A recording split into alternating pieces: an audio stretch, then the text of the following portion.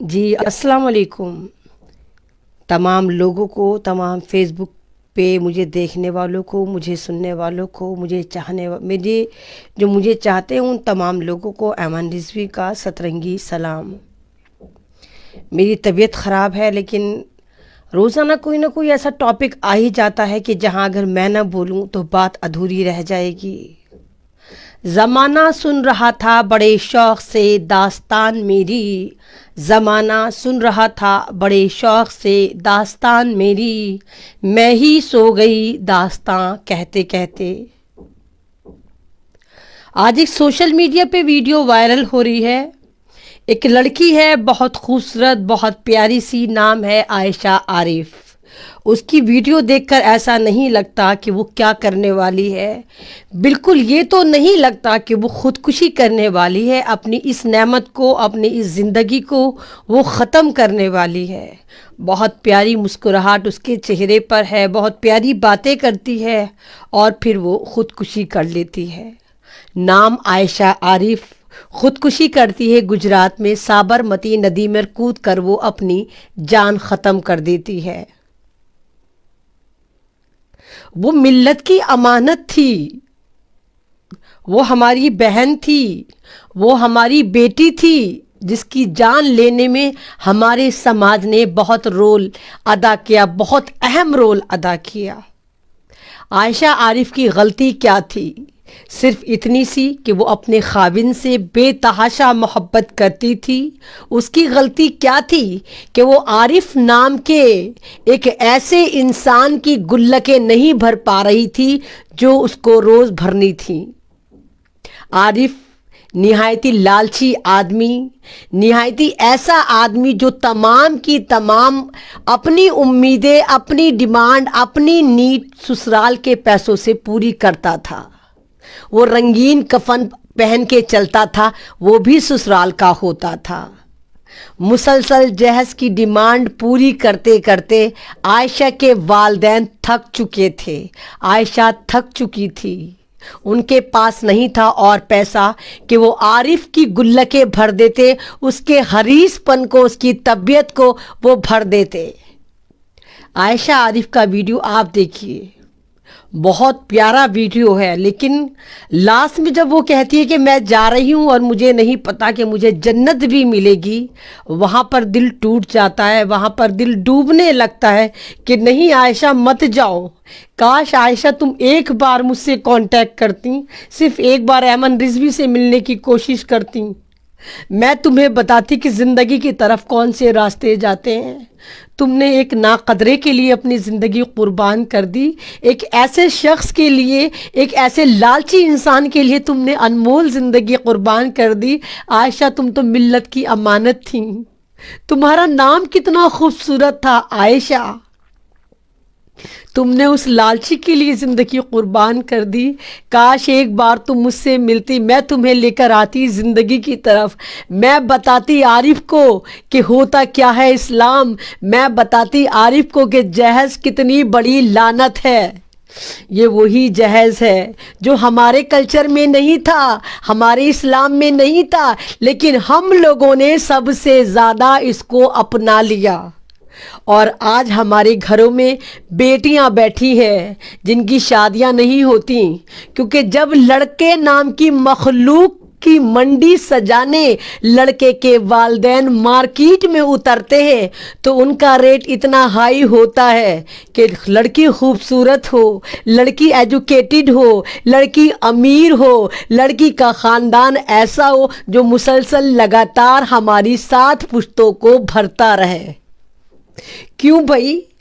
जब हम मुसलमान हैं और हमारा खुदा, हमारा इस्लाम, हमारा कलाम पाक, हमारे मैसेंजर ऑफ इस्लाम इस वाली बात को कभी कहते सुने ही नहीं गए कि आप जहेज दीजिए, फिर ये लोग कौन से हैं जो जहेज मांगते हैं?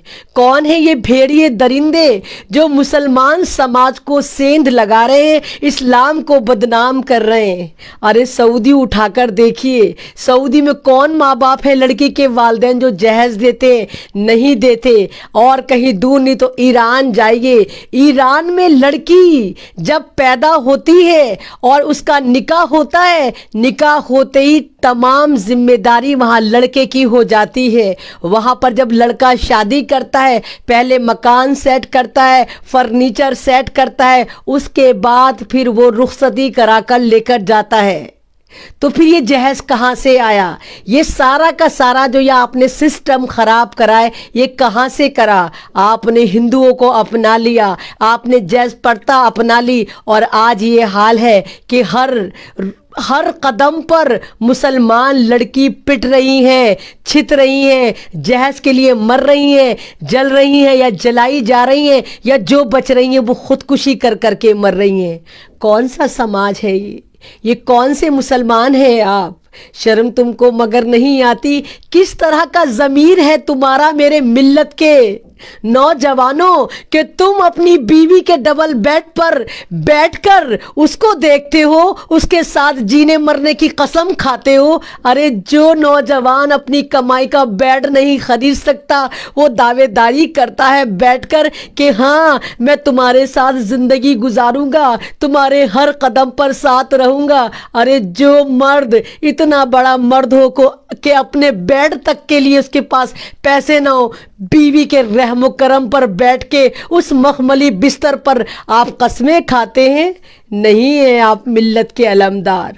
ऐसे होते हैं नौजवान। ये एक लानत है जहेज जो आपको खा रही है। और माँ बाप को देखिए कि मंडी सजाने जाते हैं कि लड़की पढ़ी लिखी भी चाहिए, खूबसूरत भी चाहिए, अमीर भी चाहिए, ऊंचे खानदान की भी चाहिए। 4 क्वालिटी एक लड़की में ढूंढ के लाते हैं, जॉब करवाते हैं, उसके बावजूद वो घर की जिम्मेदारियां भी पूरी करती है, ट्रकों में जहेज भी भर के लाती है, सारी जिंदगी ताने तिशने सुनती है। नहीं कहता मेरा इस्लाम इस बात को कि आप बीवी की कमाई पर पले, नहीं कहता मेरा इस्लाम कि आप बीवी की कमाई पर अपनी जिंदगी गुजारें, अपनी बहनों की जिंदगी गुजरवाएं। शादियां नंदों की होती हैं, टेटवा बीवी का दबाया जाता है, जा लेकर आ तेरी नंद की शादी है। और बहुत जगह तो ऐसा होता है जनाब कि उस लड़की का जहेज उठाकर उसकी नंदों को दे दिया जाता है।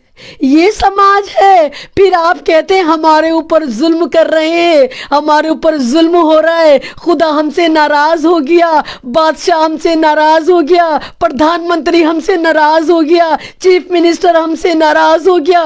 कोई नाराज नहीं हुआ हमसे, हमारा खुदा नाराज हो गया, क्योंकि हमने अपने खुदा को भूल दिया, हमने अपने खुदा की तालीमात को छोड़ दिया, हमने कलाम पाक की तालीमात को नज़रअंदाज कर दिया, हमने इस्लाम के उस पहलू को नज़रअंदाज कर दिया जो हमें इंसान बनाता है, मोमिन कामिल बनाता है। नहीं कहता मेरा कलाम पाक, मेरा कलाम पाक क्या कहता है? सहाबा इकराम की ज़िंदगी उठाकर देखो, क्या करते थे सहाबा इकराम? अगर कहीं जा रहे होते थे वहीं खड़े खड़े निकाह हो जाता था। क्या हुक्म है इस्लाम में औरतों के लिए, लड़कियों के लिए, निकाह के लिए कि अगर आपके मकान के नीचे से फजर के वक्त कोई नौजवान जा रहा हो और आपके घर में बेटी हो, अगर वो नौजवान सही हो तो उससे निकाह कर दीजिए। कहाँ कहता है मेरा कलाम पाक कि 20-20 लाख के होटल करिए, करोड़ों करोड़ों की शादी करिए, सारी जिंदगी ईदी बकराईदी त्योहारी चुचक ये वो दे दे के आप लड़की की मंडी सजाइए। कहाँ कहता है कलाम पाक? ये तो आयशा आरिफ की एक मिसाल है कि आयशा आरिफ को आप देख पाए। पता नहीं कितनी आयशा आरिफ होती होंगी जो लुक़्मा अजल बन जाती होंगी इन जहेज के भेड़ियों की वजह से। हमें दुश्मनों की क्या ज़रूरत? नहीं हमें दुश्मनों की ज़रूरत, हमारे घर में खुद इतने दुश्मन मौजूद है, सासों के नाम पे, नंदों के नाम पे। आप देखिए जहेज के लिए कितनी लड़कियों को जलाया जाता है। ओखला में आए दिन लड़कियां जलती हैं, मरती हैं, आए दिन जलती मरती हैं। जलाने वाले कौन होती है? वही माँ जो सास होती है, वही औरत जो नंद होती है, वही देवरानियां, वही जिठानियां जो मिट्टी का तेल डालकर उस पर आग लगा देती है। ये कौन सा मजहब है हमारा? हमारा कलाम पाक ये कहता है, हमारे मोहम्मद सल्लल्लाहु अलैहि वसल्लम की ये तालीम थी یہ تعلیم تھی ہماری، تو کون سی طرف ہم جا رہے ہیں، کون سی طرف ہم اپنے سماج کو لے کر جا رہے ہیں، کون سی طرف اپنی بیٹیوں کو لے کر جا رہے ہیں۔ بہت اچھی بات ہے آپ کے پاس پیسہ ہے، اللہ پاک ہر مسلمان کے پاس پیسہ ہو، صاحب حیثیت ہو، لیکن کیا آپ اس کا صحیح استعمال کر رہے ہیں؟ آپ نے خود آپ نے ان لوگوں کو منہ لگایا، کروڑوں کی شادیاں کر کے آپ نے سادگی چھوڑ دی، آپ نے شو آف چن لیا، آپ نے منڈیاں سجائیں، 20,000 20 لاکھ کے دلہنوں کو سوٹ چڑھائے جاتے ہیں، بنائے جاتے ہیں، ویڈیوگرافی ہوتی ہے، اور اس کا رزلٹ کیا نکلتا ہے؟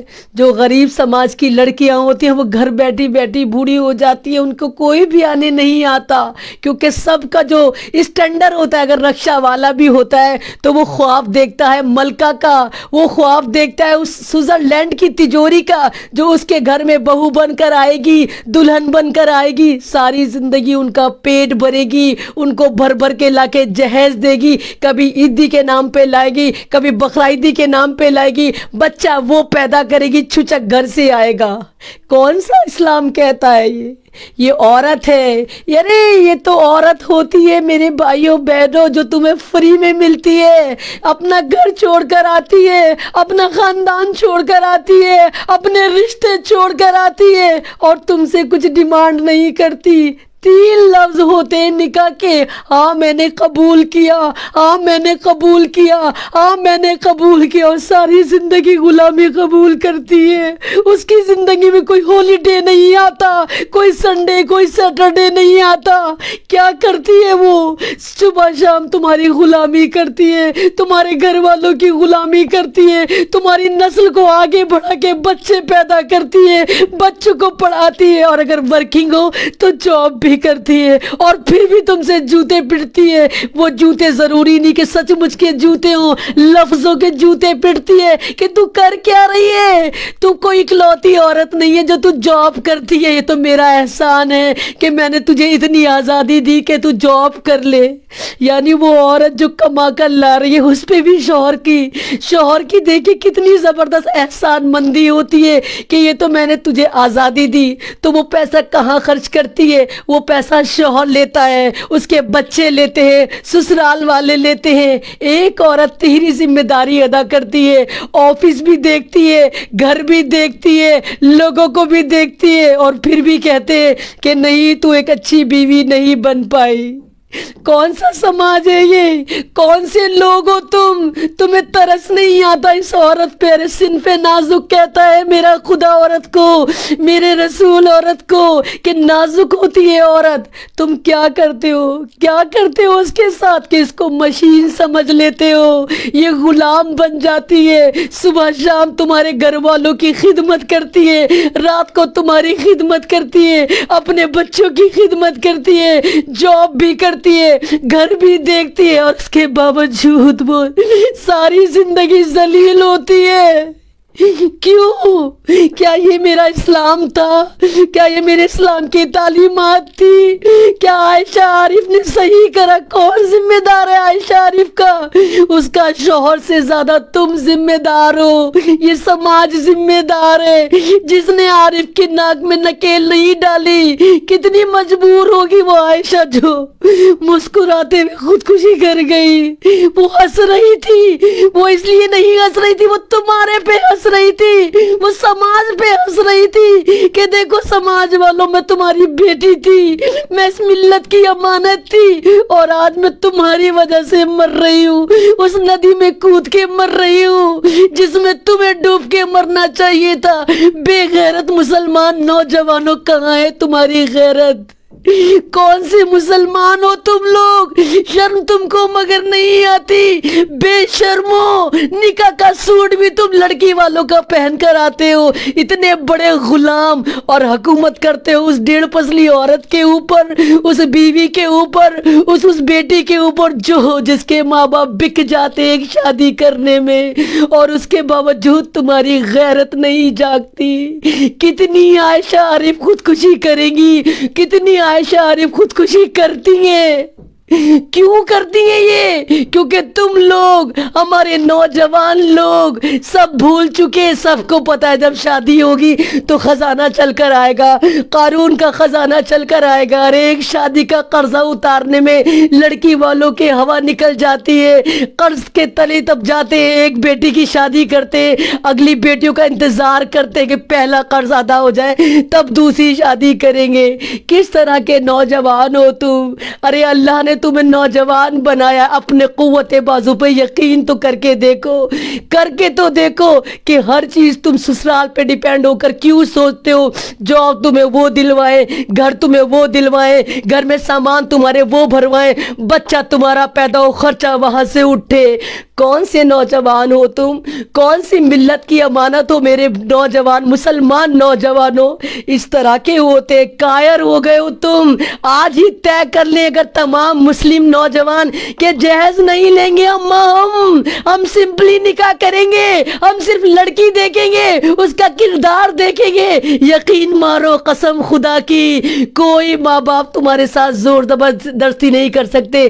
نکاح کو عام کرو. ارے تمہاری وجہ سے زنا عام ہو گئے، لڑکیاں گھروں میں بیٹھی ہیں، شادیوں کے لیے اتنا تام جھام کر دیا کہ اس سے زیادہ آسان لوگوں کو زنا لگتا ہے. زنا آسان ہو گیا، نکاح مشکل کر دیا. میرا اسلام کیا کہتا ہے؟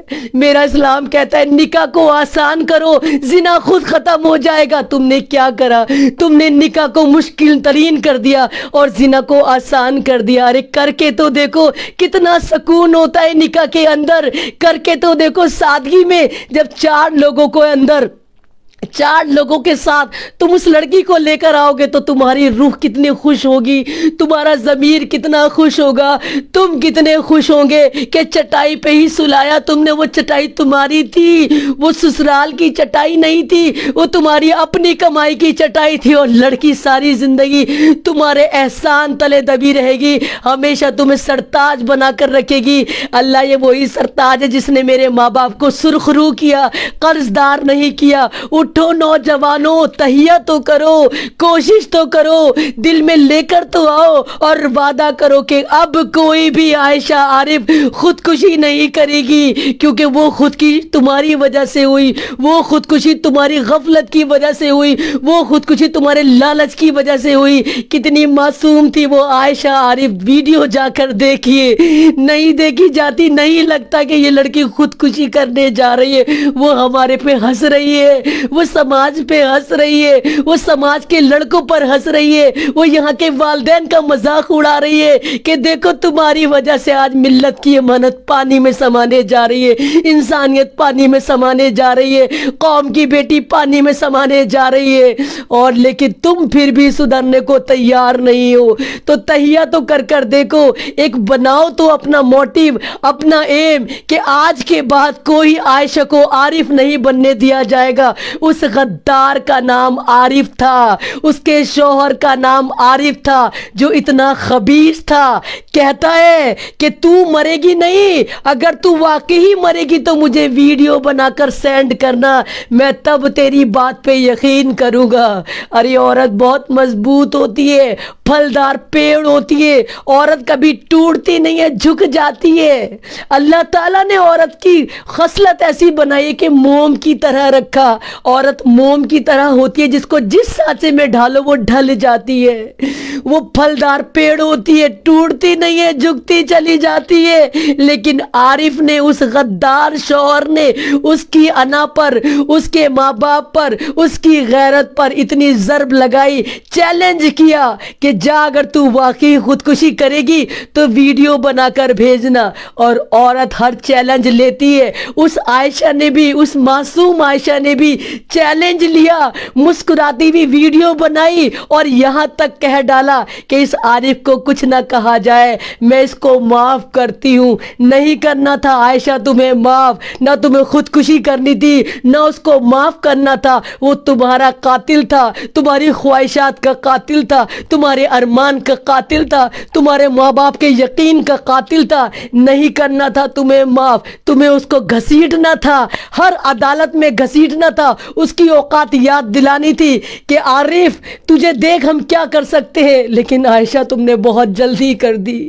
تم بہت جلدی اس دنیا سے چلی گئی۔ کاش تم ایک بار مجھ سے کانٹیکٹ کرتی، صرف ایک بار مجھ سے ملتی عائشہ، میں تمہیں لے کر آتی زندگی کی طرف، میں بتاتی اس عارف کو کہ جب عورت اپنی پہ آ جاتی ہے تو کیا کیا کر سکتی ہے۔ میرا اسلام خودکشی کی اجازت نہیں دیتا، میرا اسلام خود کو مارنے کی اجازت نہیں دیتا، میرا اسلام جینے کی اجازت دیتا ہے۔ ارے مرنا تو ہمیں ہر صورت میں ہے، ہر صورت میں ہم مریں گے، جو چیز آئی ہے وہ واپس بھی جائے گی، لیکن تم نے بہت جلدی کر دی عائشہ۔ اور تمام لوگ جو مجھے دیکھ رہے ہیں، مجھے سن رہے ہیں، عائشہ کے لیے آواز اٹھائیں، اگر وہ عارف نام کا کتا آپ کو مل جائے دوڑا دوڑا کر مارے، سماجی بہشکار کریں، اس کا سماج سے نکال کر باہر پھینکے اور مقدمہ چلائے میری عائشہ کے قتل کا اس کے اوپر، کیونکہ میں نہیں چاہتی اور عائشہ اس طرح کا قدم اٹھائے، اپنی ہستی مسکراتی زندگی کو اس طرح قربان کر دے ایک ناقدرے کے اوپر۔